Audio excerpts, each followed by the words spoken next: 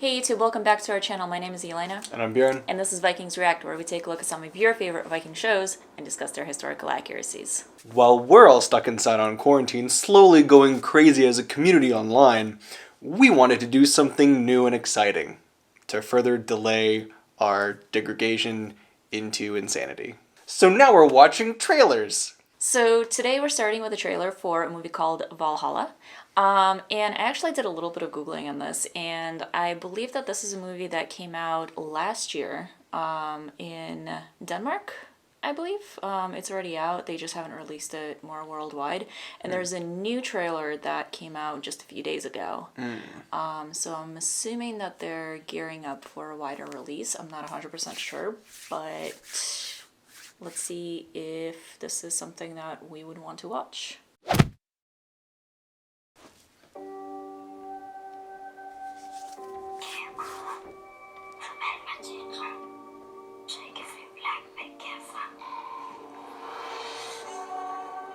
Okay.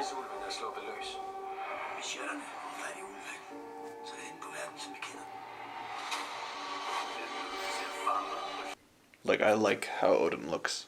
He looks awesome. Yeah, he looks really cool. I dig the aesthetic here. I don't really know what the throne is, so I'm trying to see what the pictographs are, but I don't recognize it. But it's also a little bit blurry. Yeah, I'm curious if there is something behind it's a little blurry. Yeah, I'm curious if there is something behind the designs on that stones. Yeah. He does look really good. I wanted to point out, the fact that he has that, gray hair and the flowing sort of the big robe. Blue robes and the big robes. Just the heavy set of massive gray beard and the hair and everything. He's just missing his hat, but that's only when he wanders. Yeah. But I dig it. That is basically how Odin is described in the mythology. Yeah. I like it. It's this aged old man, but there's still a lot of power within him. He gives off this presence. I dig that. Mm-hmm. Just the way, and I like how minimalistic everything is too. It's not he's not gaudy. He's not wearing a bunch of jewelry. He's got his bracers and there's a belt buckle, and then he has this pimp ring on his hand. But beyond that, it's good. That's the thing about It's good. It looks good. That's the thing about depicting anything in the Viking Age. Minimalism will get you so far. Yeah. And that's one of the things that, our group kind of strives for, our reenactment group kind of strives for, is that minimalism. Not everyone's going to be walking around with, these, pimped out chains and basically wearing everything that they could possibly own. I've never heard you say pimped out chains before. That was amazing. Minimalism gets you so far and makes you look so much more authentic. It really does. It's crazy. Yeah, it really does. That's cool. I like this.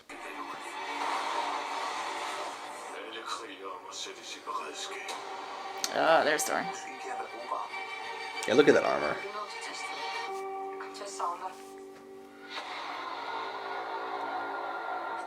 His goats.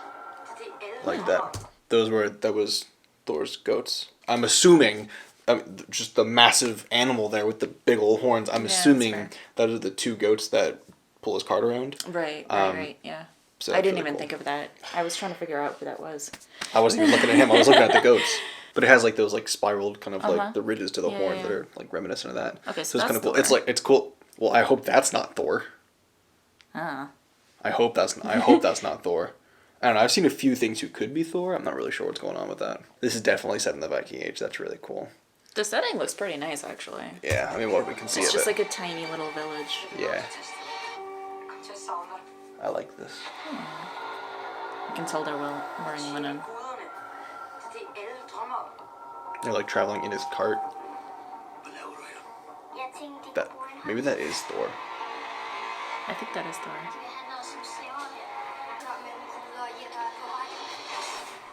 Are those the Valkyries? I assume. He looks weird.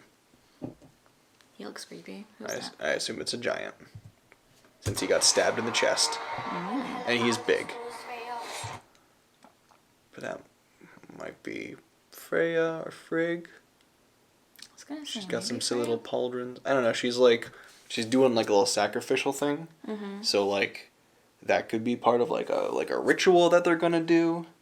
And Freya was a goddess of magic, so that's a thing.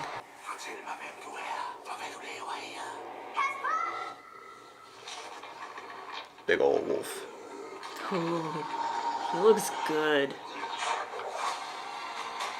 Purely from a CG perspective, bravo.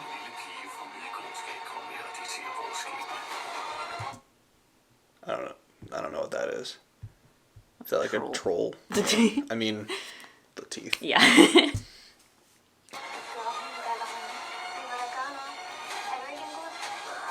That is Thor. That is Thor.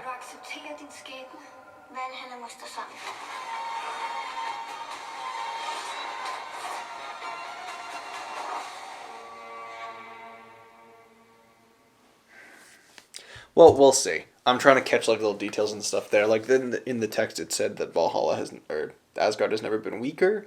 So maybe they're like losing their powers, and Thor got all old because Thor's supposed to be this big, redheaded, bearded man, and that man was neither redheaded nor hardly bearded. He had like a scruff beard, like a tired dad kind of thing. Yeah, he looks a little bit rough. Now as to the wolf, so here they're talking about Fenrir, the giant wolf. Yeah. Who, in the mythology, the gods did actually chain up. Yeah, so in the mythology, Fenrir is one of Loki's children. He's one of 3, so it's Fenrir, Jormungandr, and Hel, the goddess of the underworld. They like tried to raise Fenrir in Asgard, but he grew too big, and he was very like angry and like undisciplined, so they were really worried about what he would do. And then Odin, of course, always trying to delay the inevitable. It's kind of like back and forth whether or not he knows at the time, like if he had that knowledge, because the reader would typically. So in Ragnarok, the Twilight of the Gods, it is fate. It is foretold that Fenrir is actually going to devour Odin and kill Odin. So when Fenrir is growing up in Asgard, I don't know if Odin knows yet that that's going to happen, but it's very possible that he does. But regardless, they try to find a way to get him out of there before he causes too many problems and like destroys all of Asgard or kills people preemptively or something like that. Or, God forbid, he triggers something to start Ragnarok preemptively or something. Who knows? Anyways, they try to get rid of him. And they try to trick him by testing his strength to try to like bind him and things like that. So they make it like a game almost to say like, oh, I bet you can't break out of these chains. And he's like, yeah, I can. So they bind him up and he snaps out of the chains because he's this massive, strong, powerful wolf. So they bring even bigger chains, and he breaks out of those too. Eventually, the gods work out a deal with a dwarf smith who uses these like ethereal elements, like the roots of a mountain, or like the hairs of a woman's beard, and like the footfalls of a cat, and like the sinews of a bear, which is actually like a thing. Like sinews of a bear exist, but like all the other things, they're all like these ethereal kind of elements, and the dwarf uses those to make this basically like a ribbon. I've always imagined it as like a tablet band, personally, because I feel like that's kind of like the symbolism there, whatever, or like the representation, I guess. But anyway, so they come up to him with this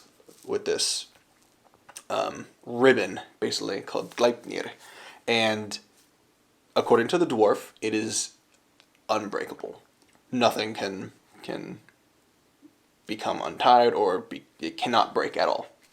End of deal. So they come up to Fenrir and they're like, hey, you broke out of those big old chains. I bet you could easily break out of this silly old pretty little thing. And the wolf, having intelligence, is like, this is a trick. This is a trick. This is so clearly an obvious trick. I don't believe this. There's something about that. I don't trust anybody here.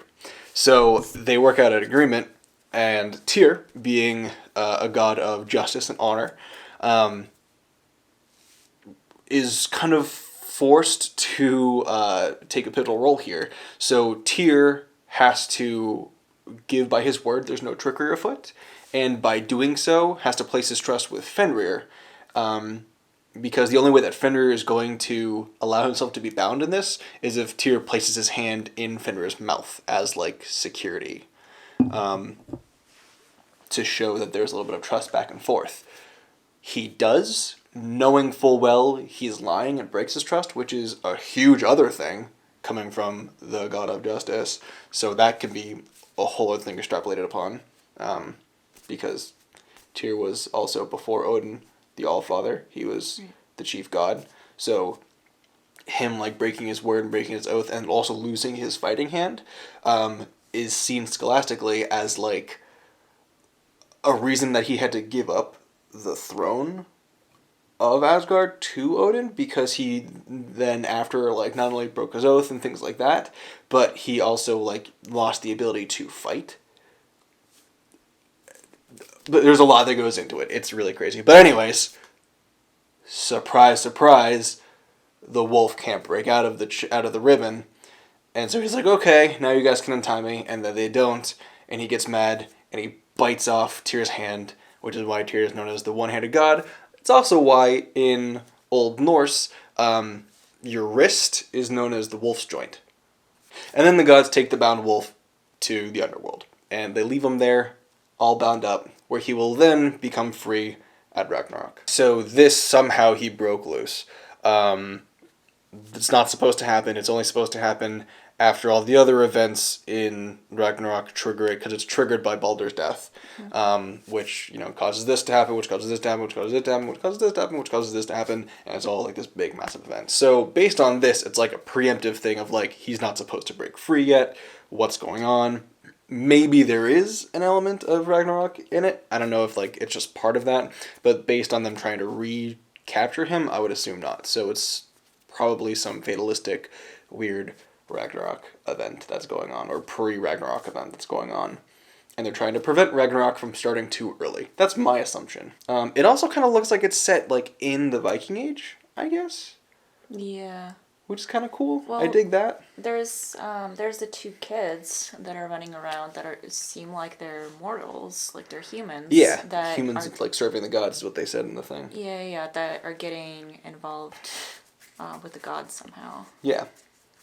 Yeah, and like just like the intro thing was, you know, the girl like praying to the gods and asking to like be free to fly like a raven and stuff like that. So like it might be like this cool little like period piece a little bit mixed in there, where like it's like a little girl and a little boy, like, you know, the siblings in like a little Viking village during the Viking Age, rather than like this modern like dude who just like is reading like a comic book and he's like, oh man, the gods are cool. But this is like, it looks like it's like their actual faith that they're trying to practice and like kind of do that thing, which is a nice little like interesting thing. Yeah, I like it makes it like a fantasy and like mythology piece as well as like a historical piece, so that could be really cool. Right. Yeah. Okay. Yeah, you know, it's hard to say too much about it because it's just like a 1.5-minute long trailer. Yeah. 2-minute long trailer, whatever. But it'll be interesting to see where they go with it. Obviously, they're going to take some leniency with telling the myth. They have to have a reason for Fenrir breaking out of his chains and things like that. So we'll see what they kind of come up with that. I'm not going to cherry pick that kind of stuff because that's just defeats the purpose of everything. That's more for the storyline to explain itself. Exactly, yeah. And I mean, we already have the myths. They have to do something creative and like retell the stories their own way. So that's more of like a creative decision than like talking about the mythology or portraying something or being historically accurate or something like that. But anyways, yeah, so we'll see. This will be cool. Yeah. I'm looking forward to it. I'm excited. Thank you so much for watching, guys. We hope you enjoyed it. If you did, hit that like button. If you're new to the channel, hit subscribe and hit the bell so you can be notified of our future videos. And we'll see you in the next one. Tuesday trailers. Trailer Tuesday. Sounds like tractor trailers. It sounds bad. Hey, what should we call this segment, guys? Don't let the internet name anything. You should know this. It would be funny. Trailer McTrailerson. Trailer McTraily face. Anyways.